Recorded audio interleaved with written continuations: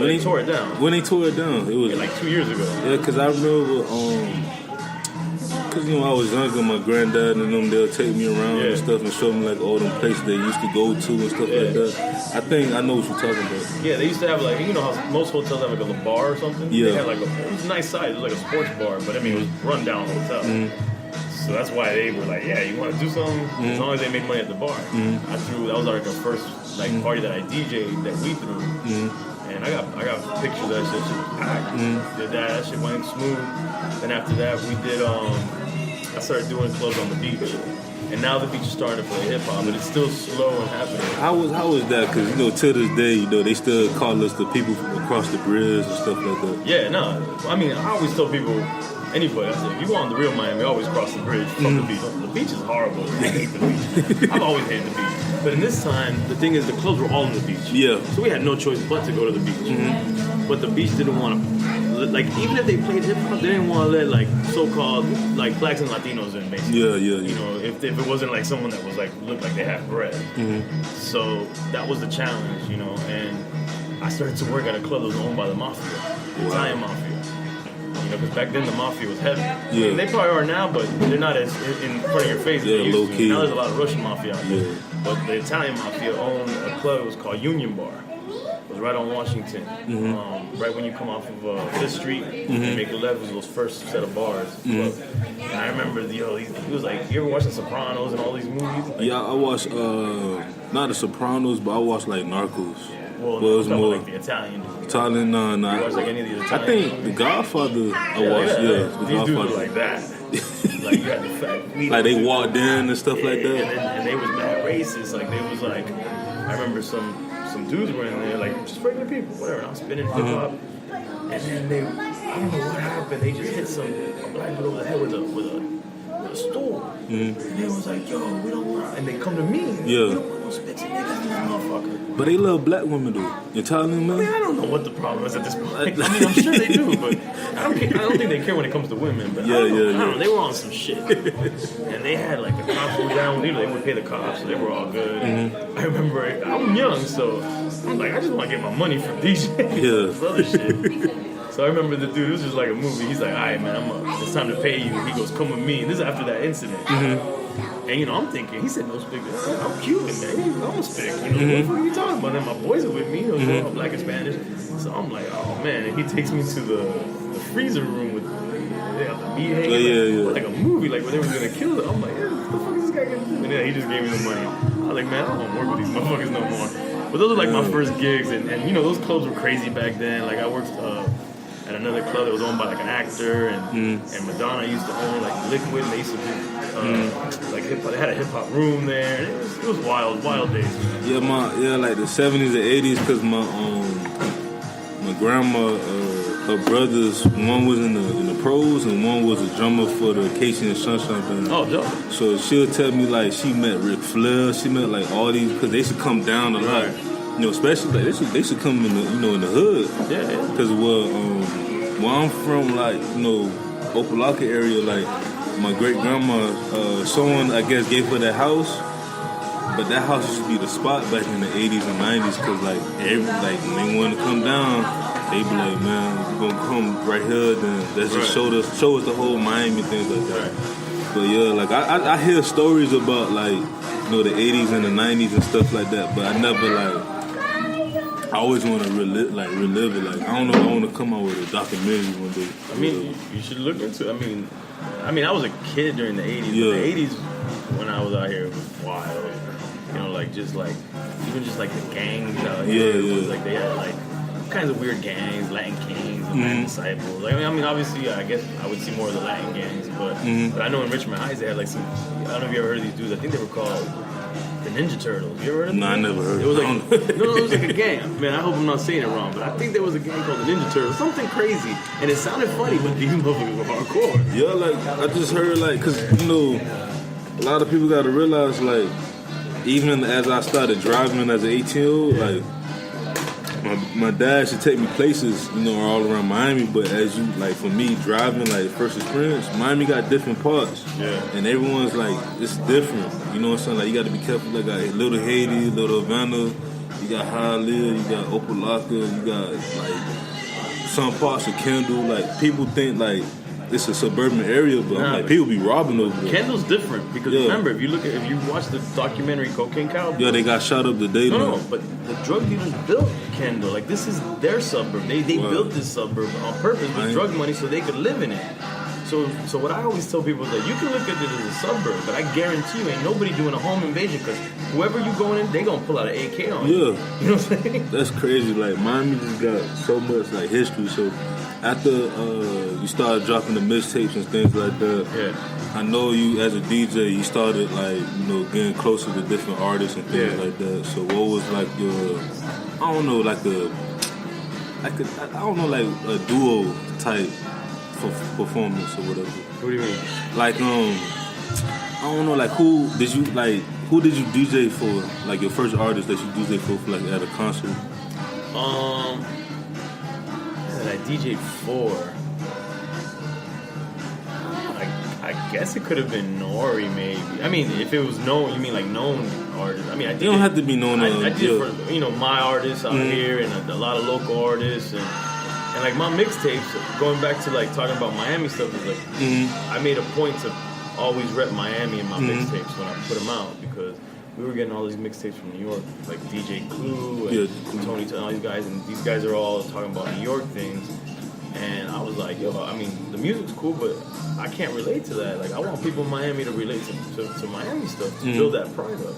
So, I talked about, like, they would be called, like, like, I don't know, 95 South, whatever, different names that had to do with Miami or Kendall even. And the other thing that I would do is, I rep Kendall hard, which people thought I was crazy at the time. Like, you gonna rep Kendall? And I'm like, I mean, I live here. What the fuck? I'm not gonna lie. This is where I rep. But I also believed in that whole thing that happened in New York in the 80s when it was like the Bronx against Queens and Queens against it built the whole city up because they were all trying to be better. So I said, all right, if I rep Kendall hard, then Hialeah gonna rep or Opalaka gonna rep or Trail City, because they're gonna be like, fuck them Kendall dudes, but on some like trying to like be better on some music shit. So what's really did happen? It did. You got North Miami and then got NB and stuff like that. Like it's really like them boys like music wise, they'll try to compare each other and stuff. And they're like, nah, man, I'm from North Miami. I don't know about them boys over there, and I don't know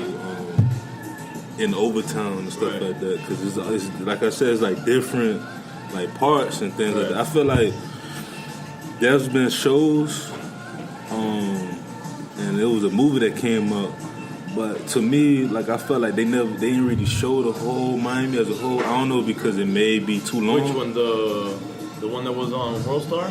Yeah, that one. I was disappointed in that because you know what? I was talking to the dude that actually directed it before he did it. He wasn't. I don't think he was from Miami. I don't quote me. No, I think he's from Chicago. I think I know he's. Yeah, because he did the Chicago one. Yeah. Cool ass dude. And he told me because we talked how me and you were talking. He's like, man, you a legend. You go whatever. You know about the history. Like, yeah. He's like, I'm gonna bring you in so you could help me. Get some, like background and really look at everything out here. And then when they did it, I feel like it definitely didn't have Latinos in it. Like that's another thing. Like it didn't. Like it didn't show like really like a depth to our hip hop scene. I know why they focus a lot on. I didn't watch it, but I heard that like Lil Haiti was focused like because the dude Q from World Star, rest in peace to Q. Yeah, he's Haitian. So he wanted, I get that. He wanted to focus on Haitian Americans, and I understand that. But yeah, I feel like they shorted us. There's so much more to us, man. I think if Miami shows everything, not just one side, man, we just look better. Yeah, it's not even in the Caribbean in general, like me, I'm Bahamian descent. Even Luke said it. Luke said the Bahamians built about 40% of Miami. And then you had the Cubans. They had their part, a lot of part. You had the Dominicans, like even Jamaicans, like it's different cultures that came over here that built up Miami and things like that. Definitely, man. I mean, look, my friends are perfect representation. My crew is made up of Colombians, Cubans, Puerto Ricans, Jamaicans, Haitians, all of that. So definitely, man, like there's just so much diversity in Miami, and that's what makes Miami different and I think great at the same time. I mean, sometimes it's a negative because we're like a banana republic. Yeah. Like, just never mind the politics of it, but But yeah, man, I mean, there's just so much, and I feel like when they just show one thing, kind of like a stereotype of Miami, you know, instead of showing everything, you know, it sucks. And that's the problem, like, because you have these out of towners. You know, I went to Virginia one time with my mom and my stepdad at the time. And like, you know, they was like, hey, you from Miami and stuff like that. I know you be going to the beach and stuff. I said, no, I don't. Yeah. I tell people if I go on the beach, I like Fort Lauderdale Beach, honestly. Yo, I go there too. Cause it's laid back. Yeah, like, you know, people nice out there. Yeah. You know, South Beach is like. Fuck South Beach, man. It's horrible. Now I did talk to somebody. I didn't even know this. I heard that like Miami Beach, like especially like North Beach, got gangs. Oh yeah, even South Beach. Yeah, they South cleaned Beach. it up. Like we used to have mad beef, my crew. Yeah. I mean, everybody had beef. Yeah. They had this gang called the South Beach Boys. Yeah. And they used to be on every corner. When you fought with one corner, they used to blow a whistle, do some kind of sign, and all the corners would come in, collapse on top of you. Yeah. And all of a sudden, you was fighting 5 guys, you fighting like 20, 50 guys. Yeah. You know, like it was. Yeah, because my boy Andres, he got a clothing line, Most Val. He's from 79th Street. Yeah. And he used to tell me, like, I told him the story, like, when I was 18, my car got towed, and then the whole conversation about the dude was telling me, because he was asking me where I was from. Right. I told him, and he was like, oh, you from over the bridge? Like, you know, people over here is going to, especially like the elderly, they going to think of you as like a quote-unquote thug. I'm like, ain't no thug. Like, right. I was in college at the time and stuff like that. But, like, Andres, he was telling me, like, nah, bro, like, it was, like, people just think of the glamour of, like, the beach. No, it's really, they just put, like a mask over it, but the beach is really hood, you know, on all kinds of levels, whether it be underworld criminal organizations or it be street gangs, like, and they keep trying to make it look nice, but it's still there, man. Like, the beach is... Because even, like, Wynwood, I consider that, like, Overtown. Wynwood, look, I used to go to Wynwood when it was just crackheads in that motherfucker. And, you know, Wynwood was a small pocket of Puerto Ricans in Miami who lived in Wynwood. You know, like, a lot of people don't know that. They don't think of Miami as having a lot of Puerto Ricans. But Wynwood was a concentrated area of Puerto Ricans. They even have a park called Roberto Clemente Park. And Zulu Nation, I don't know if you know about Zulu Nation, which is a big hip-hop organization. Yeah, I can't pronounce it. Yeah, Zulu Nation. So they had a lot of, like, Zulu members there, and they used to throw jams in there. And we used to go there, you know, from around the city. People would go there because they would do hip-hop jams. And it was, you know, all the crackheads. It was crazy. It was the hood, you know, but that's where it was at, and it was all the Puerto Ricans. And we used to go to Wynwood all the time, you know, before it became what it is now, which is a tourist trap now. But people before that, like, they started doing graffiti.